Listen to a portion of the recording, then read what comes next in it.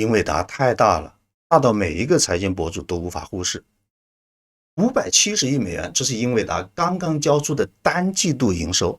如果這是一家傳統企業，它現在的現金流早就富可敵國了。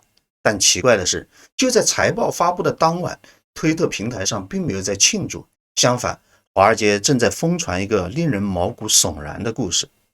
他們說，這570億裡藏着334億收不回來的白條。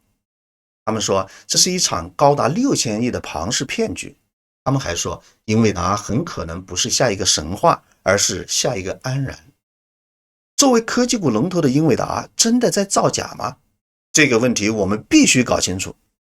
所以這個周末我花了2天時間，像法務審計一樣，認真研讀了英偉達最新的財報和推特上所有的做空報告。我發現空頭們說對了一件事，但也犯了一些低級錯誤。下面請繫好安全帶，我們一起開始審計英偉達的財報。先來看看這次恐慌的源頭。這是一篇在推特上被瘋狂轉發的帖子，博主 Finance Landslot 直接開噴，應收賬款2季度暴增 50%， 這就是典型的渠道填塞。思科當年就是這麼幹的。再看這張圖，紅的刺眼，這是英偉達的應收賬款，從去年的幾十億像坐火箭一樣飆到現在334億美元。什麼叫應收賬款？通俗的說，就是東西賣了，錢還沒到賬。空頭的邏輯非常簡單粗暴。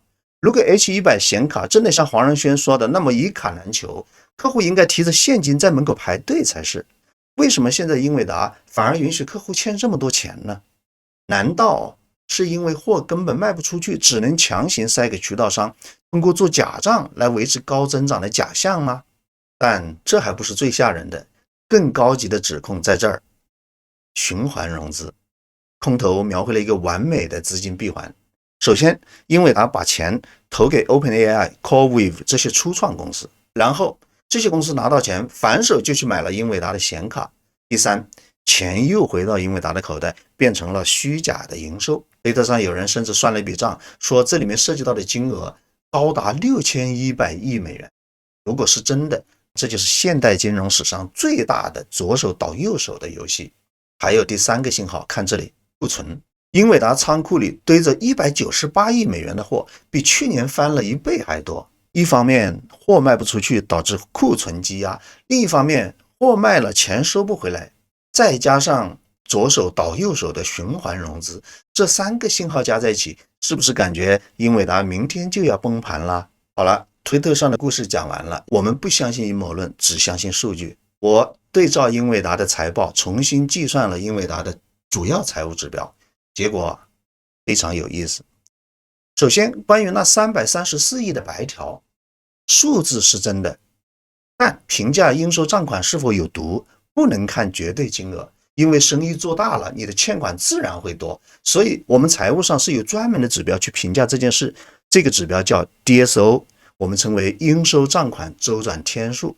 我們看，在過去這2年，英偉達的 DSO 始終都處於60天的安全線之內，最新的季度數據是53天，跟過去相比甚至有所下降。如果真的是渠道填塞，這條線也許應該飆到70、80甚至90、100天以上。而英偉達53天的回款天數完全屬於安全線內的健康數字，這意味着英偉達平均不到2個月就能把錢收回來。在半導體行業，這個回款速度不能說是神級表現，但至少也算一流。所以結論一，應收賬款指控不成立。這只是由於生意太火爆了，東西賣得多，自然會有一些錢在路上，不是爛賬。再來看看6100億的循環融資謠言，我相信這些陰謀論者也都是學霸，所以我不能說他們數學沒學好，但6100億一定裡面存在着某種誤解。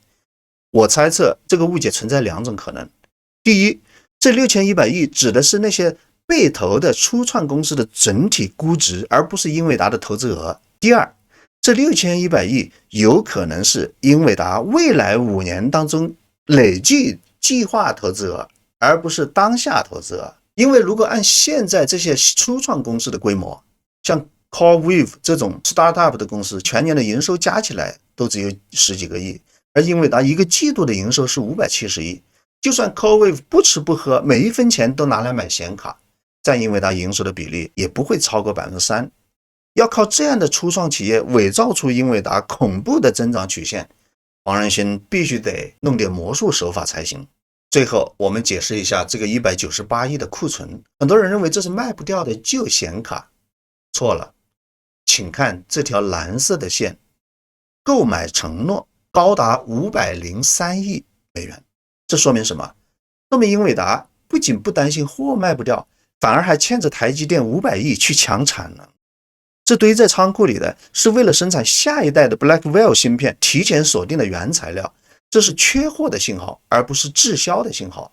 那麼到目前為止，推特上3個主要的指控，我們都用數據對它進行了解讀。這麼說來，英偉達就完美無缺，可以無腦梭哈了嗎？錯了。雖然英偉達沒有造假，但我在財報裡挖到了一個比造假更可怕的結構性危機。所以我們現在暫且忘掉那些陰謀論，這才是我們真正應該關心的數字。